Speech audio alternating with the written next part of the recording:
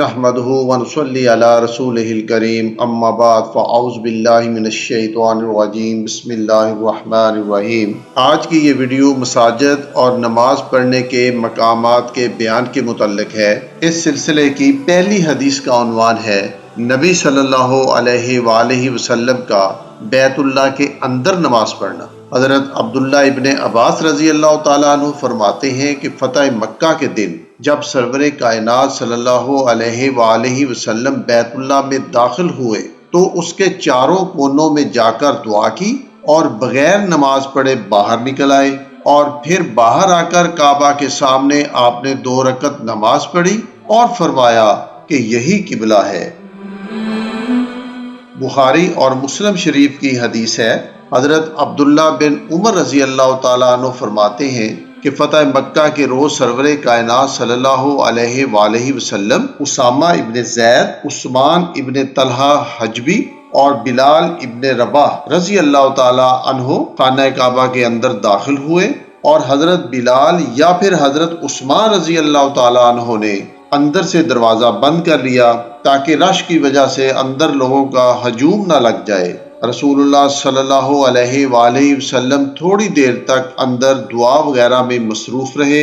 جب رسول اللہ صلی اللہ علیہ وآلہ وسلم خانہ کعبہ سے باہر آئے تو حضرت عبداللہ ابن عمر رضی اللہ تعالیٰ عنہ فرماتے ہیں کہ میں نے حضرت بلال رضی اللہ تعالیٰ عنہ سے پوچھا کہ سرور دو عالم صلی اللہ علیہ وآلہ وسلم خانہ کعبہ کے اندر کیا کر رہے تھے؟ بلال رضی اللہ تعالیٰ عنہ نے کہا کہ آپ نے کھڑے ہو کر نماز پڑھی، ایک ستون آپ کے بائیں طرف تھا، 2 دائیں طرف تھے، جبکہ 3 ستون پیچھے تھے۔ ان دنوں خانہ کعبہ میں 6 ستون ہوا کرتے تھے اور اب 3 ستون ہیں۔ بخاری اور مسلم شریف کی اگلی حدیث کا عنوان ہے مسجد نبوی کی فضیلت۔ حضرت ابو ہریرہ رضی اللہ تعالیٰ عنہ بیان کرتے ہیں رسول اللہ صلی اللہ علیہ وآلہ وسلم نے فرمایا، میری اس مسجد نبوی میں ایک نماز پڑھنا مسجد حرام کے علاوہ باقی تمام مساجد کی 1000 نمازوں سے بہتر ہے۔ بخاری اور مسلم شریف میں حضرت ابو سعید خدری رضی اللہ تعالیٰ عنہ بیان کرتے ہیں کہ سرور کائنات صلی اللہ علیہ وآلہ وسلم نے فرمایا، ثواب کی نیت سے صرف 3 مسجدوں کے لیے سفر کیا جائے، ایک مسجد الحرام، دوسری مسجد نبوی اور تیسری مسجد اقصی۔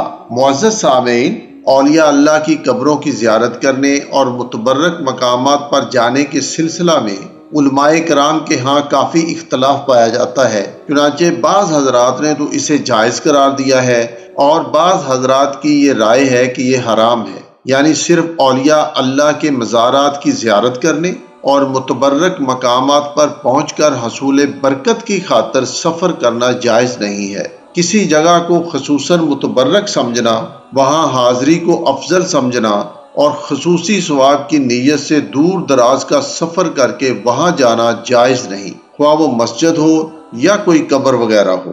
یہ فضیلت صرف 3 مساجد کو حاصل ہے، مسجد حرام، مسجد نبوی اور مسجد اقصی۔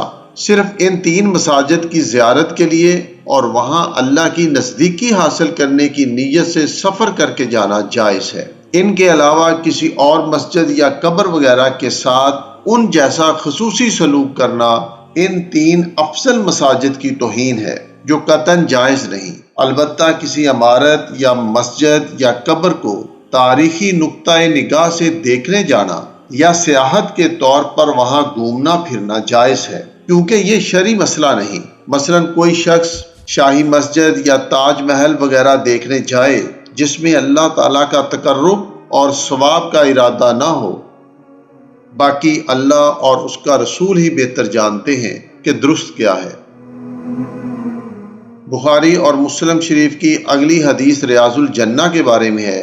حضرت ابو ہریرہ رضی اللہ تعالیٰ عنہ بیان کرتے ہیں کہ سرور کائنات صلی اللہ علیہ وآلہ وسلم نے فرمایا، میرے گھر اور میرے ممبر کے درمیان والی جگہ جنت کے باغات میں سے ایک باغ ہے، اور میرا ممبر میرے حوض کوثر کے اوپر ہے۔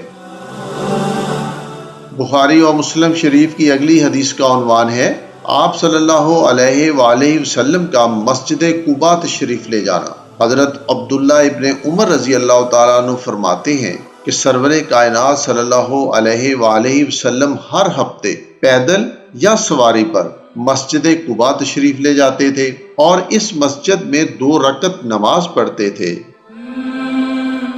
مسلم شریف کی اگلی حدیث کا عنوان ہے سب سے اچھی اور سب سے بری جگہ کون سی ہے۔ حضرت ابو ہریرہ بیان کرتے ہیں کہ سرور کائنات صلی اللہ علیہ وآلہ وسلم نے فرمایا، اللہ کے نزدیک تمام شہروں میں محبوب اور پسندیدہ مقامات مساجد ہیں اور بدترین اور ناپسندیدہ مقامات بازار ہیں۔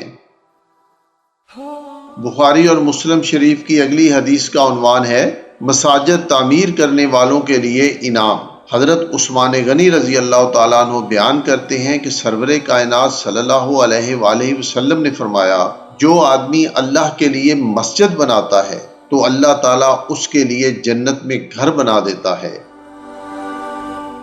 بخاری اور مسلم شریف کی اگلی حدیث کا عنوان ہے مساجد آباد کرنے والے کی فضیلت۔ حضرت ابو ہریرہ رضی اللہ تعالیٰ عنہ بیان کرتے ہیں کہ سرور کائنات صلی اللہ علیہ وآلہ وسلم نے فرمایا، جو شخص صبح و شام جتنی مرتبہ مسجد جاتا ہے تو اللہ تعالیٰ جنت میں اس کی اتنی مرتبہ دعوت اور مہمان نوازی کا بندوبست کرتا ہے۔ بخاری اور مسلم شریف کی اگلی حدیث کا عنوان ہے دور سے مسجد میں آنے کی فضیلت۔ حضرت ابو موسیٰ رضی اللہ تعالیٰ عنہ بیان کرتے ہیں کہ سرکار کائنات صلی اللہ علیہ وآلہ وسلم نے فرمایا، جو شخص جتنی دور سے چل کر نماز پڑھنے آتا ہے تو وہ اسی قدر زیادہ اجر و ثواب حاصل کرتا ہے، اور جو آدمی نماز کے انتظار میں مسجد کے اندر بیٹھا رہتا ہے تاکہ امام کے ساتھ نماز پڑھے تو اس کا ثواب تو اس آدمی سے زیادہ ہوگا جو تنہا اپنی نماز پڑھ کر سو جائے۔ وما علینا الا البلاغ المبین۔ معزز سامعین، تمام مسلمانوں کی متفقہ صحیح احادیث کی سلسلہ وار اس ویڈیو کے سننے کی برکت سے اللہ تعالی ہمیں، ہمارے دوست احباب کو، ہماری اولادوں کو، ہمارے والدین کو، ہمارے پیاروں کو اور ہماری حفاظت کرنے والے اداروں کو ہر آزمائش سے بچائے اور فتح و کامیابی عطا فرمائے۔ اللہ ہمارے بدن کو آخری وقت تک ذکر الہی کے لیے سلامت رکھے۔